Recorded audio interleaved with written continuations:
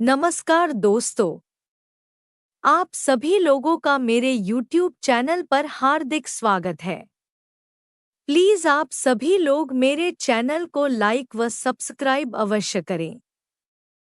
साथ ही comment box पर एक प्यारा सा कमेंट करना न भूलें।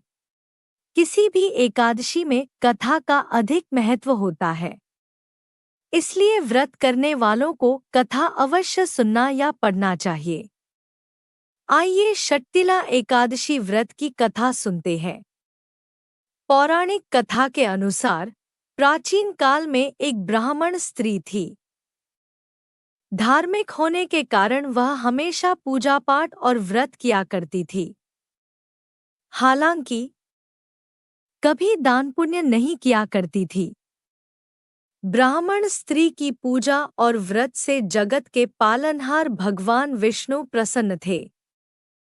पर उन्होंने सोचा कि ब्राह्मण स्त्री ने पूजा और व्रत से अपने शरीर को तो शुद्ध कर लिया है, ऐसे में उसे बैकुंठ लोक तो प्राप्त हो जाएगा, पर इसने कभी जीवन में दान नहीं किया है, तो बैकुंठ लोक में इसके भोजन का उपाय नहीं हो पाएगा। इन सभी बातों पर विचार करने के बाद भगवान विष्णु स्वयं उस ब्राह्मण स्त्री के पास पहुंच गए और उससे भिक्षा मांगी। भगवान विष्णु के भेष में साधु को ब्राह्मण स्त्री ने भिक्षा में एक मिट्टी का ढेला दे दिया। भगवान उसे लेकर बैकुंठ लोक में लौट आए। कुछ समय के पश्चात उस ब्राह्मण स्त्री का देहांत हो गया और मरणोपरांत वह बैकुंठ लोक पहुंच गई। उस ब्राह्मण स्त्री को भिक्षा में मिट्टी को देने की वजह से बैकुंठ लोक में एक महल प्राप्त हुआ, लेकिन उसके घर में अन्न नहीं था। ये सब देख भगवान विष्णु से ब्राह्मण स्त्री ने बोला, हे प्रभु, मैंने जीवन में सदैव पूजा और व्रत किया, लेकिन मेरे घर में कुछ भी नहीं है।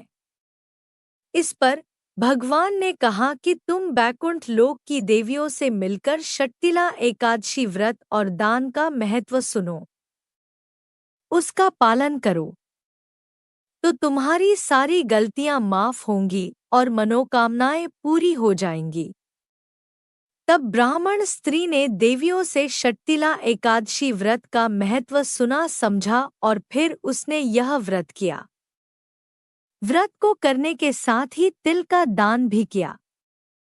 इसलिए तब से यह मान्यता है कि शक्तिला एकादशी के दिन व्यक्ति जितने तिल का दान करता है, वह उतने 1000 वर्ष तक बैकुंठलोक में सुखपूर्वक निवास करता है।